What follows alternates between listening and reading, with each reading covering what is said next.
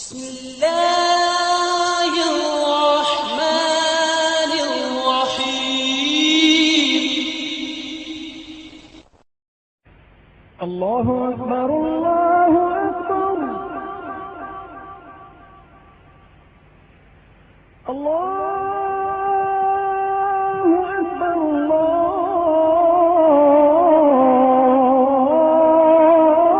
الله أكبر.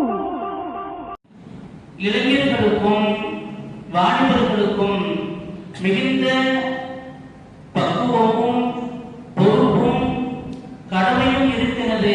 காரணம், அந்த பருவம் தான் சாதிக்கப்பட வேண்டிய சாதனைகள் புரிய வேண்டிய பருவம் என்பதை குர்ஆன் நமக்கு சொல்லித் தருகிறது. இப்படிப்பட்ட சூழ்நிலையில் இன்றைய சமூக சூழலில் இளைஞர்களுடைய ஆற்றலும் திறமைகளும் இஸ்லாத்துடைய வளர்ச்சிக்கும் முஸ்லிம் சமுதாயத்தினுடைய உயர்வுக்கும் அது பயன்படுத்தப்படுவதில்லை என்பதையும் தாண்டி அவர்களுடைய ஆற்றலும் அவர்களுடைய திறமைகளும் இதற்கு எதிர்மறையாக இஸ்லாத்திற்கும் இஸ்லாமியர்களுக்கும் விளைவையும் பாதிப்பையும் ஏற்படுத்தக்கூடிய இளைஞர்களுடைய செயல்பாடுகள் சமீப காலமாக சென்று கொண்டிருப்பதை நாம் பார்க்க முடிகிறது. இப்படிப்பட்ட சூழ்நிலையில் மார்க்கம் எந்த நிலையில் அவர்களை சீர் செய்வதற்குண்டான நிலையை கற்றுத் தருகிறது என்பதை நாம் பார்த்து வருகிறோம். அந்த அடிப்படையில் சென்ற வார தொடர்ச்சியின் பொழுது கூட பெருமானார் ஸல்லல்லாஹு அலைஹி வஸல்லம் அவர்கள் ஒருவர் தவறு செய்கிறார் என்று சொன்னால் அந்த தவறு செய்வதற்கு காரணமாக இருப்பவர்களை கூப்பிட்டு இந்த தவறுகளை சரி செய்வதற்கு நாம் சரியாக வேண்டும் என்பதை கற்றுக் கொடுத்தார்கள் என்பதை பார்க்க முடிந்தது. கடுமையான பசி பட்டினியின் பொழுது தினாவுக்கு வந்த அந்த ஷஹாபி அந்த விவசாய தளத்தில் இருந்த கோதுமையினுடைய கோதுமை தானியத்தை எடுத்து ருசித்ததோடு மட்டுமல்லாமல் கொஞ்சம் அள்ளி தன்னுடைய பையில் போட்டுக் கொண்டார். இதை எப்படி செய்வார் என்று சொல்லி அவரை அகத்தியோடு மட்டுமல்லாமல் ஒரு ஆணையை பறித்து வைத்துக் கொண்டார் என்பதால் அந்த ஷஹாபி என்று சொல்லக்கூடிய சஹாபி பெருமானாருக்கு வந்து முறையிடும் பொழுது இப்படி செய்த அந்த விவசாய தலத்தினுடைய உரிமையாளரை பெருமானார் ஸல்லல்லாஹு அலைஹி வஸல்லம் கூப்பிட்டு அவரிடத்தில் கேட்டார்கள், நீங்கள் தவறு செய்கிறீர்கள். இந்த ஷஹாபிக்கு பசியோடு இருந்த நேரத்தில் இருந்தான ஜாமியன், அவர் பசியோடு இருந்த நேரத்தில் அவருக்கு நீங்கள் உணவளிக்கவில்லை. இருந்தான ஜாமியன், அவர் அறியாமல் இருந்த அந்த நேரத்தில் அவருக்கு நீங்கள் கற்றுக் கொடுக்கவும் இல்லை என்று சொன்ன அந்த வார்த்தைகள் சமூகம் சிந்திக்கு கடமைப்பட்டிருக்கிறது. ஒருவனும் ஊடகங்களில் இளைஞர்களுடைய இஸ்லாத்திற்கு புறம்பான செயல்பாடுகளை இவர்கள் இப்படி செய்கிறார்கள், அப்படி பேசுகிறார்கள், இப்படியெல்லாம் செய்கிறார்கள் என்றெல்லாம் அவர்களை நாம் வசியமாடுவதற்கு முன்னால் இந்த நிலைக்கு இவர்கள் ஆகாகக்கூடிய காரணம் என்ன, ஏன் இந்த நிலைக்கு வந்தார்கள் என்பதை நாம் சற்று மறுபரிசீலனை செய்து அதனை சீர்திருத்துவதற்கும் அவர்களை சரி செய்வதற்குண்டான நிலையை உருவாக்கிக் கொள்ள வேண்டும் என்பதை நாம் சிந்தனையில் கொண்ட பொழுது அதனுடைய தொடர்ச்சியாக பெருமானார் ஸல்லல்லாஹு அலைஹி வஸல்லம் அவர்கள் இப்படிப்பட்ட சூழ்நிலையில் எப்படி நாம் நடந்து கொள்ள வேண்டும் என்பதை நாம் அறிய தருவார்கள். அண்ணல் பெருமானார் ஸல்லல்லாஹு அலைஹி வஸல்லம் அவர்களும் நமக்கு வழிகாட்டியாக இருக்கக்கூடிய அருள்மறையும் எல்லா காலங்களிலும் நமக்கு எல்லா பிரச்சனைகளுக்குண்டான தீர்வுகளை சொல்லிக் கொண்டிருக்கும் என்பதை நாம் சிந்திக்க கடமைப்பட்டிருக்கிறோம். அந்த அடிப்படையில் குழந்தைகளிடத்தில் நாம் கண்ணியமான முறையில் அவர்களோடு உரையாடுவது ஒரு சிறந்த ஒரு நிலையை அந்த குழந்தைகளுக்கு தரும் என்பதை குர்ஆன் சொல்லித் தருகிறது. ஹஜ்ரத் லுக்மான் அலைஹிஸ்ஸலாத்து வஸ்ஸலாம் தன்னுடைய மகனிடத்திற்கு செய்த உபதேசங்களும் தன் மகளுடன் நடந்து கொண்ட உரையாடல்களையும் சூரத்துல் லுக்மான் நமக்கு சொல்லித் தருகிறது. ஹஜ்ரத் லுக்மான் அலைஹிஸ்ஸலாம் அவர்கள் தன்னுடைய மகனுக்கு சொல்கிறார்கள், யா புனைய லா துஷ்ரிக பில்லாஹ், என்னுடைய அருமை முதல்வனே, எந்த சூழ்நிலையிலும் அல்லாஹ்வுக்கு இணை வைத்து விடாதே. இன்ன ஷிர்க ஸுல்முன் அதீம், இணை வைப்பது என்பது அது மிகப்பெரிய அநீதம், எஜமானனுக்கு செய்யக்கூடிய துரோகம் என்பதை அந்த சிறிது நாயத்தில் தன் மகனுக்கு சொன்ன உபதேசத்தை குர்ஆன் சொல்கிறது. அடுத்து தன் மகனை அழைத்து சொல்கிறார்கள், யா புனைய இன்னமா இன்தக்கும் மிஸ்கால் ஹப்பத்தின் ஹர்தரின் ஃபதக்கும் ஃபீ ஸஹரத்தின் அவ் ஃபிஸ் ஸமாவாத்தி அவ் ஃபில் அர்தி யஅதி பிகல்லாஹ். நீ செய்யக்கூடிய அந்த அளவு நன்மையோ ஒரு தீமையோ அது இந்த ஹஸனத்தின் மிஸ்கால் ஃபதக்கும் ஃபீ ஸஹரத்தின் அவ் ஃபிஸ் ஸமாவாத், அது பானையுடைய இடுகளுக்கு உள்ளே இருந்தாலும் அல்லது வானம் பூமி போன்ற பூமிக்குள் உள்ளே இருந்தாலும் வானத்திற்கு மேலாக அது எவ்வளவு உயரத்தில் இருந்தாலும் கூட அதனை அல்லாஹ் கொண்டு வருவான். எந்த சூழ்நிலையிலும் அவர்களுக்கு நீங்கள் தப்ப முடியாது. ஆனாலும் நன்மை செய்தாலும் அதையும் அல்லாஹ் உங்களுக்கு தருவான், ஆனாலும் தீமை செய்தாலும் அதையும் அல்லாஹ் உங்களுக்கு தருவான் என்ற அந்த உணர்வை சிறுகாயத்தில் தன் மகனை அழைத்து சொன்ன வார்த்தையை குர்ஆன் நமக்கு சொல்லித் தருகிறது. அடுத்து சொல்கிறார்கள், யாவரைய அக்மிஸ்ஸலா, மகனே நீ தொழுகை கடைபிடிப்பாயாக. யாவரைய அக்மிஸ்ஸலா வஅ்முர் பில் உர்ஃபி வன்ஹ அனில் முன்கர், நன்மையை ஏவி தீமையை தடுப்பீராக. இன்னதாலிக மின் ஆஸ்மில் உமூர், அதுதான் காரியத்தில் தலை சிறந்ததும் உறுதியானதுமாக இருக்கிறது என்று மகனுக்கு சொன்ன உபதேசங்களின் பட்டியலை குர்ஆன் சொல்லித் தருகிறது.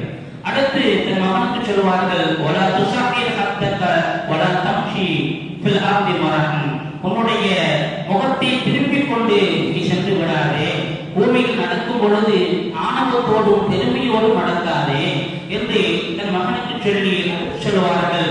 வக்ஸில் ஃபீ மஷ்ரிக வக்துல் மின் ஸௌதி, உன்னுடைய நடையில் நடுநிலையை நீ கையாளுவாயாக.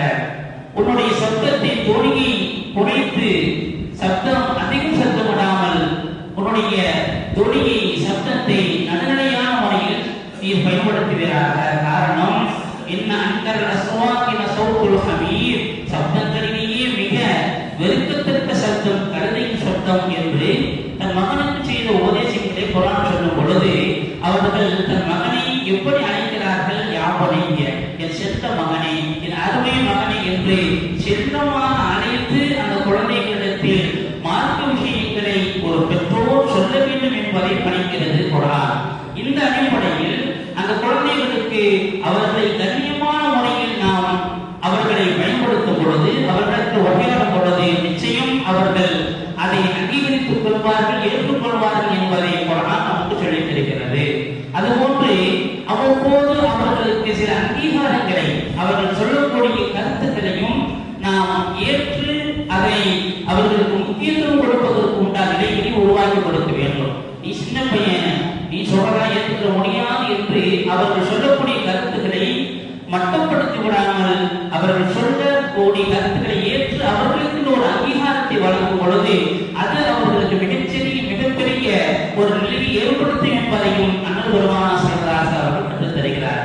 பெருமானார் ஸல்லல்லாஹு அலைஹி வஸல்லம் அவர்களுடைய மக்காவுடைய 13 ஆண்டு காலங்கள் ஏகத்துவத்தை ஒத்துக் கொள்ளக்கூடிய சூழ்நிலையில் சொற்ப நபர்கள் தான் இஸ்லாத்தை ஏற்றிருக்கிறார். இந்த சூழ்நிலையில் மதீனாவிலிருந்து ஹஜ்ஜுக்கு வந்த சிலர்கள் பெருமானார் ஸல்லல்லாஹு அலைஹி அவர்களை சந்தித்து அவர்கள் கரம் தழுவி இஸ்லாத்தை ஏற்றுக்கொள்கிறார்கள்.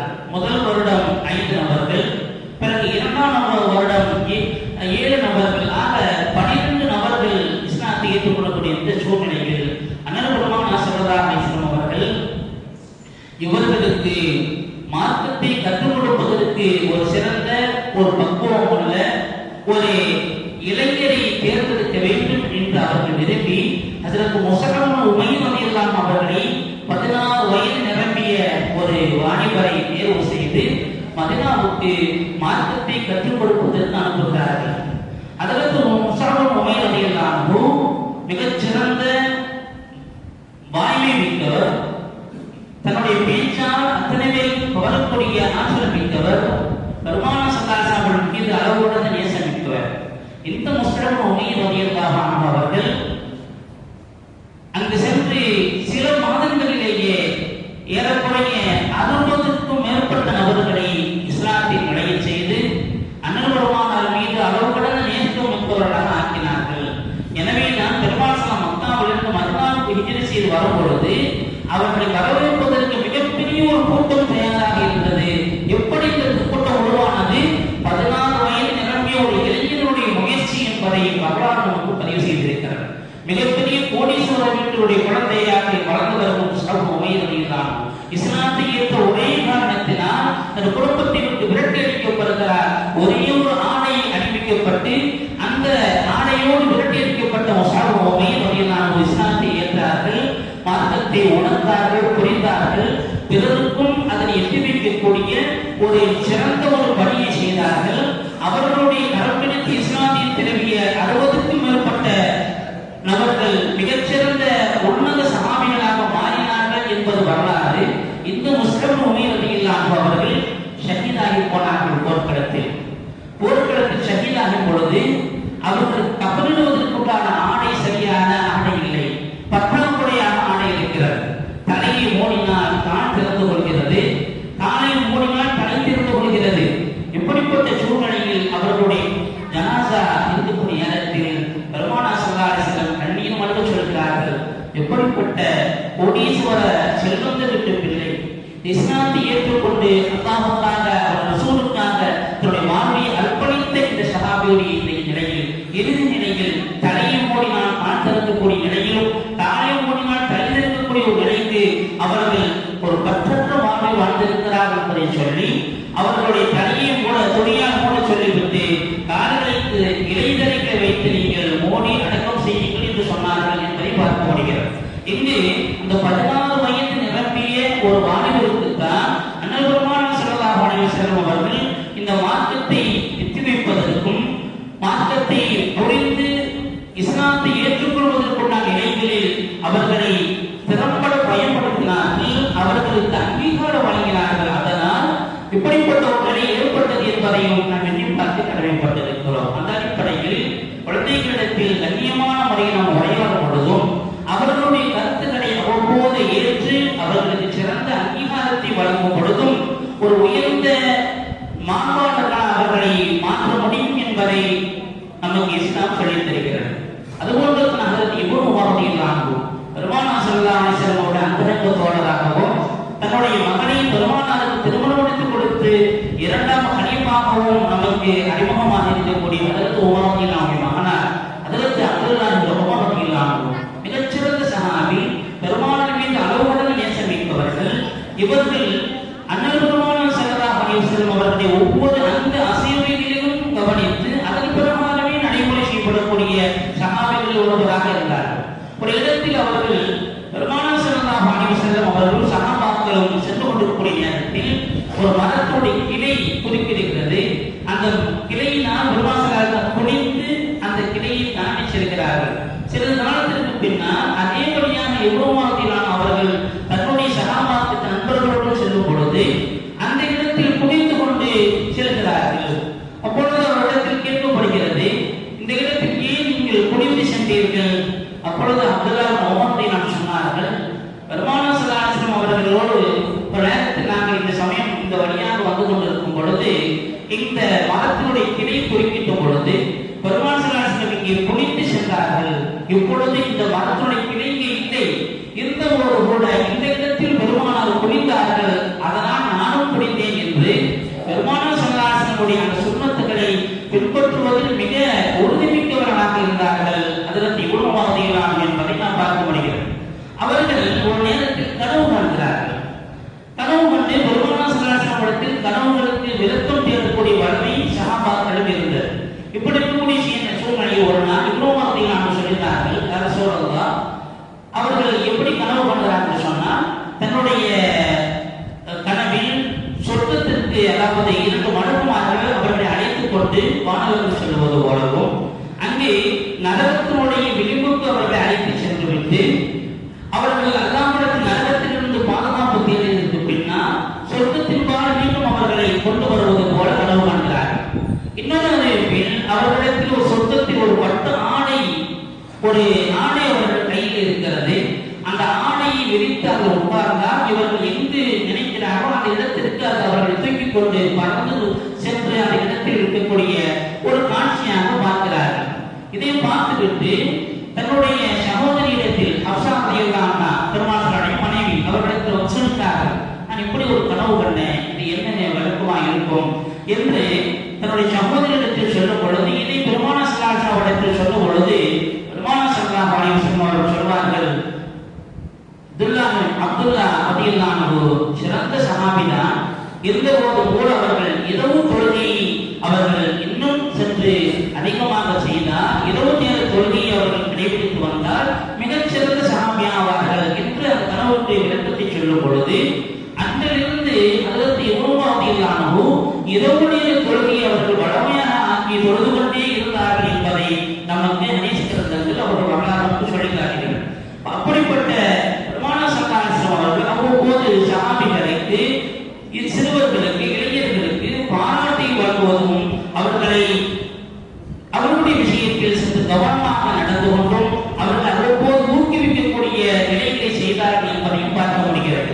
இங்கு இவனோடத்திலான அவர்கள் செய்து வந்த அந்த நல்ல காரியத்தை பாராட்டியதோடும் இன்னும் அவர்கள் ஊக்குவிக்கும் விதமாக இரவு நேரங்களில் அவர்கள் தொழுது வந்தால் இன்னும் அது அவர்களுக்கு சிறந்ததாக அமையும் என்று சொன்னதன் விளைவு அவர்கள் வாழ்நாள் முழுவதும் அதை கடைபிடித்தார்கள் என்று நாம் பார்க்கும் பொழுது, இது மாதிரியான செயல்முறைகளை நாமும் நம்முடைய இளைஞர்களுக்கும் சிறுவர் சிறுமிகளுக்கும் அப்படிப்பட்ட ஊக்குவிப்பை ஏற்படுத்த வேண்டும்.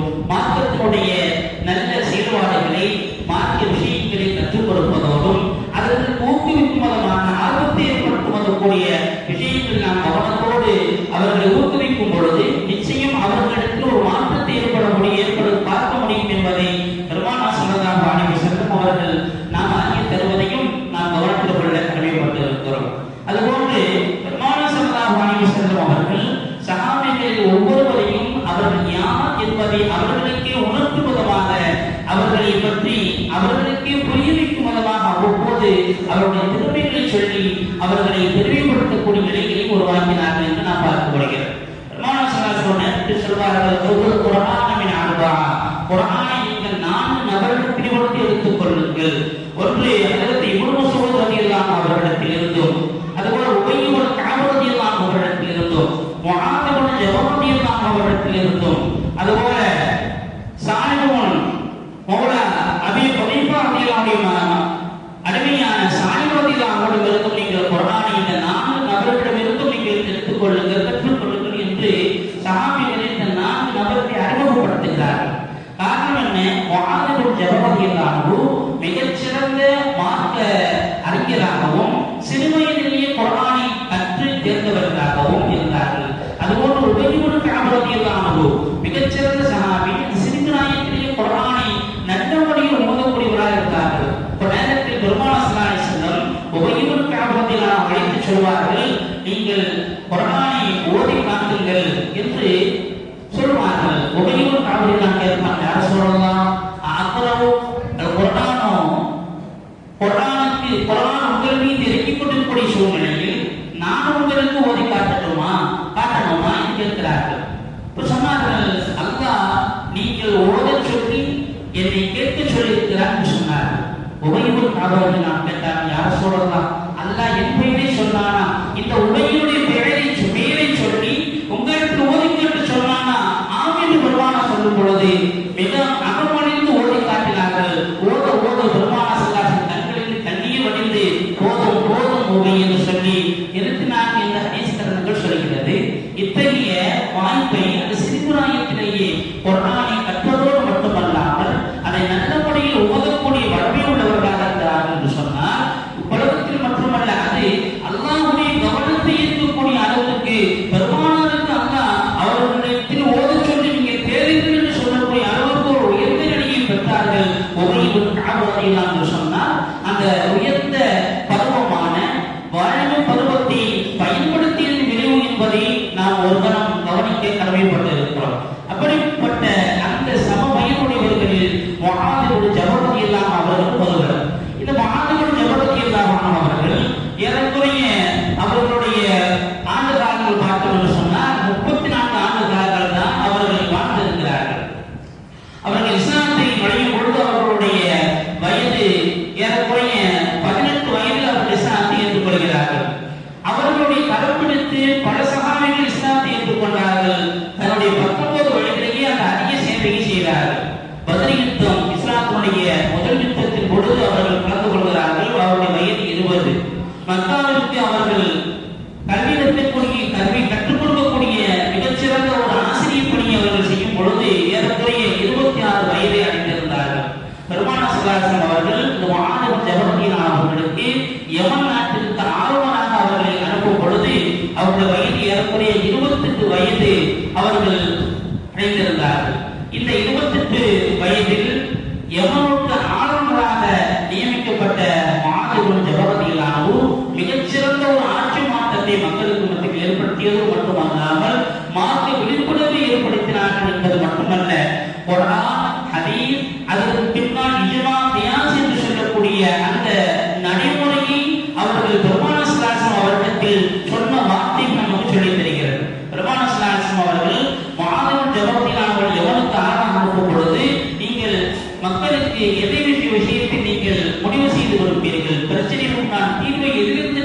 எடுத்துச் செல்வீர்கள், குர்ஆனிலிருந்து எடுத்துச் செல்வேன் என்று சொன்னார்கள். குர்ஆனில் நீங்கள் பெற்றுக்கொள்ளவில்லை என்றால் நாயகமே உங்களுடைய நபிமொழிகளிலிருந்து நான் எடுத்து அவர்களுக்கு சொல்வேன் என்று சொன்னார்கள். இந்த இரண்டிலும் உங்களுக்கு கிடைக்கவில்லை என்று சொன்னால் இதிலிருந்து ஆய்வு செய்து நான் ஒரு தீர்வை கொடுப்பேன் என்று குர்ஆன், ஹதீஸ், இஜ்மா, கியாஸ் என்ற அந்த நிலையை முதலாக நமக்கு உறக்க சொல்லித் தந்தவர்கள் முஆத் இப்னு ஜபல் ரலியல்லாஹு அன்ஹு அவர்கள். இந்த வார்த்தையை சொல்லும் பொழுது அண்ணல் பெருமானார் ஸல்லல்லாஹு அலைஹி வஸல்லம் முஆத் இப்னு ஜபல் ரலியல்லாஹு அன்ஹு அவர்களை பாராட்டியோடு மட்டுமல்லாமல் இப்படிப்பட்ட ஒரு சிறந்த ஒரு ஆளுமையை என்னுக்கு தந்ததற்கு அல்லாஹ்வுக்கு நன்றி பாராட்டுகிறேன் என்று பெருமானார் ஸல்லல்லாஹு அலைஹி வஸல்லம் நன்றி பாராட்டிய வார்த்தைகளும் ஹதீஸ் கருத்துக்கள் நமக்கு சொல்லித் தருகிறது. அப்படிப்பட்ட ஏறக்குறைய 18 வயதில் இஸ்லாத்தை தழுவிய முஆத் இப்னு ஜபல் ரலியல்லாஹு அன்ஹு 28 வயதில் ஆளுநராக இருக்கிறார்கள். யமன் தேசத்தில் ஆளுநராக பொறுப்பேற்றவர்கள். ஏறக்குறைய 6 ஆண்டு காலங்கள் ஆட்சி புரியக்கூடிய சூழ்நிலையில் தன்னுடைய 34 வயதில் அவர்கள் உலகை விட்டும் மறைந்தார்கள். இந்த முஆத் இப்னு ஜபல் ரலியல்லாஹு அன்ஹு அவர்கள் 16 வயது இருக்கும் பொழுது அவர்களுடைய ஹஜ்ரத் இப்னு ஜமுல் ரலியல்லாஹு அன்ஹு அவர்களை இஸ்லாத்தை தருவதற்கு காரணமாக இருந்தார்கள் என்பது மட்டுமல்ல, ஹஜ்ரத் முஆத் இப்னு ஜபல் ரலியல்லாஹு அன்ஹு அவர்கள் இந்த சொற்ப ஆண்டு காலங்களில் பல்வேறு புரட்சிகளை செய்தார்கள். இவர்கள் கடைபிடித்து இஸ்லாத்தை தழுவிய பெரும் சஹாபாக்கள் இவருடைய காலத்தில் இஸ்லாத்தை ஏற்றுக்கொண்டார்கள் என்பதையும் வரலாறு நமக்கு சொல்லித் தருகிறது. ஆக இப்படிப்பட்ட அந்த வாலிப பருவத்தில் உள்ள இளைஞர்களை பெருமானார் ஸல்லல்லாஹு அலைஹி வஸல்லம் பயன்படுத்தினார்கள். அவ்வப்போது அவர்களுக்கு ஊக்குவித்தார்கள், அவ்வப்போது அவர்களை பாராட்டினார்கள், அவர்கள் யார் என்பதை அவர்களுக்கு உரைக்கச் சொன்னார்கள். இப்படிப்பட்ட இந்த வார்த்தைகளும் இதுவான செயல்பாடுகள் சமூகத்தில் உண்டான இளைஞர்களை உயர்ந்த நிலைக்கு எடுத்துச் செல்லும் என்பதையும் நாம் கவனித்துக் கொள்ள வேண்டும்.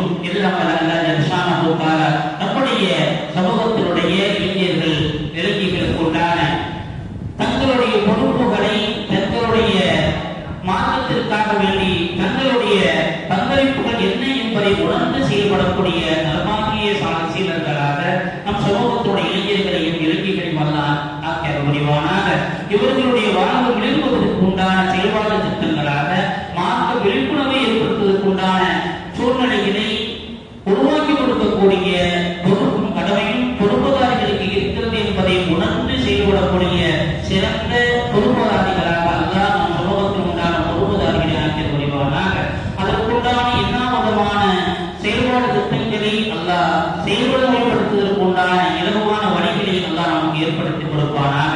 அல்லாஹ் உயர்ந்த சமூகமாக மார்க்கத்தினுடைய சட்டத்திட்டங்களை கடைபிடித்து வாழக்கூடிய நல்வாக்கியம் உள்ள சமூகமாக அல்லாஹ் நம்முடைய சந்ததிகளை உருவாக்கி இருப்பானாக. ஆமீன். பிஹுர்மத்தி நபியினா முஹம்மதின் ஸல்லல்லாஹு அலைஹி வஸல்லம், பிஹுர்மத்தி அன்பியாஇல்லாஹி வ அவுலியாஇல்லாஹில் கிராம், பிஹுர்மத்தி இபாதில்லாஹி ஸாலிஹீன் வ ஆகிரு தஅவானா அல்ஹம்துலில்லாஹி ரப்பில் ஆலமீன். கடலூர் மாவட்டம் வடலூர் ஷாஜஹான் அவர்கள் தன்னுடைய 7 வயது மகன் வளர்ச்சி குன்றிய நிலையில் இருக்கக்கூடிய நிலையில் மிக சிரமப்படுவதாக கூறி மருத்துவ உதவி கேட்டு வந்துள்ளார்கள். உங்களால் இந்த உதவிகளை தாராளமாக செய்யுமாறு கேட்டுக்கொள்ளப்படுகிறீர்கள். அவர்கள் சொல்லுங்கள்.